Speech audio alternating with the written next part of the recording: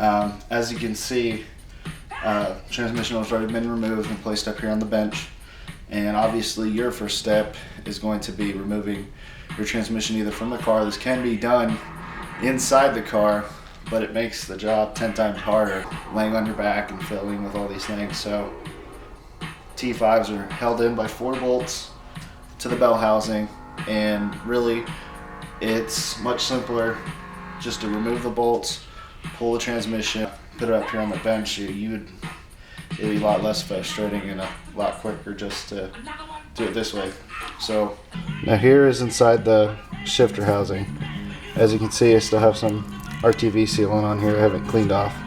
So this is where your shifter will normally go into, this little plastic piece. Don't lose it. What you're going to be doing is you're going to want to knock out this pin. What we have to do is push this pin straight down. You got to make sure your transmission is in neutral. Without the car, you can rock the shifter back and forth to tell that it's in neutral. Make sure it's in neutral, because if you knock this out while it's in gear, it creates all kinds of frustration. We can bind up the shifter. But what you're going to do is you're going to push this pin straight down. You're not going to try to retrieve it just yet. Your goal is just to push this pin down, because otherwise when you pull the tail part of the T5 apart with these bolts, the shifter linkage will actually prevent it from coming apart. You can cause damage. So the very first step is knocking this pin out. Alright, I've knocked the pin down into the hole, and the easiest way I can tell to do this is to get the pin at the bottom, and then you can push on the center part. You'll push on the center part and you'll actually see it slide forward a little bit. That's when you know the pin is knocked all the way through. Now we will remove tail housing of the T5, these bolts here, and once you remove those bolts, it will be tightly sealed. So what you'll need to do is tap lightly on the back of the transmission with a hammer to break the seal. Warning that even though the transmission has been drained, it will have residual fluid in the transmission, so be ready for that. When you break the seal, that you could have quite a bit of fluid come out of the transmission. As you can see, I have it on a pan. I'm going to break the seal of the rear, and I expect about at least half a quart to come out. It should be noted that once you break the seal, take very good care of the shifter part, the part that we moved the pin out, because it then will be movable. Once you break the seal, there's a spring and ball bearing that you have to be very careful not to lose once you start pulling the tail portion of this apart. As you can see, I got the case apart. This is the shift linkage. Comes up, and here's the part comes out. Just as I got it apart, I stopped so I could show you what you're looking for. That spring and that ball bearing, those two pieces are very important. Obviously, when this part slides off of this shaft, it kind of springs off of there, and these two can go flying. So just be careful. I wasn't really expecting it, to be honest. I slowly slipped it off, and this kind of popped over to this side, and this is how it laid, so I didn't have much problem. So just giving you fair warning, be very careful with those. Alright, now we got the case apart. I pulled the tail of the transmission out. This is what it looks like. These are the transmission gears, and this is what we're working for. This is the speedometer gear. So what we're going to do now is we're going to remove this pin that is on the gear, and then we're going to work the gear off, but do not force it. That gear will shatter and come apart, and you can cause damage to the shaft itself. And especially when you're putting the gear back on, you do not want it coming apart on you, because then you'll have to just leave your transmission as it is and order another gear, which nobody wants to do that. So now we'll begin the process of removing this gear. Got the gear off. This holding it in place was rather hard. I had to force it off, and this little piece right here on my glove was in this hole right here. That's what holds it in place. Because I forced it off, that little tab broke off in this hole.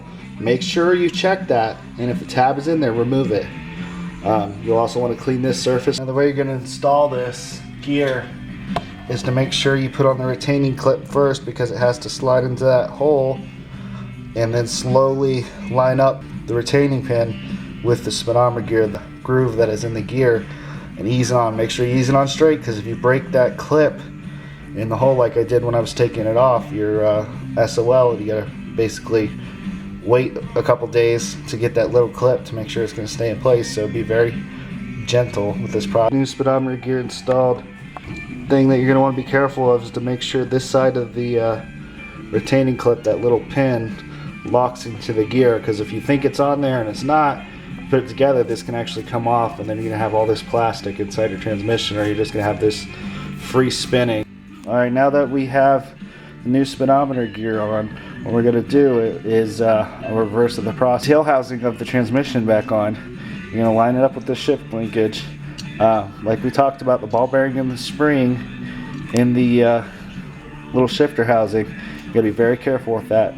You have to push it up into where the shifter plugs into and ease it on. Make sure to use acetone, or however you say it, transmission sealer, or black RTV. If you want to use the stuff the transmission shops use and everything, that's up to you. For me, I was unable to find it anywhere, so I'm just going to use black RTV.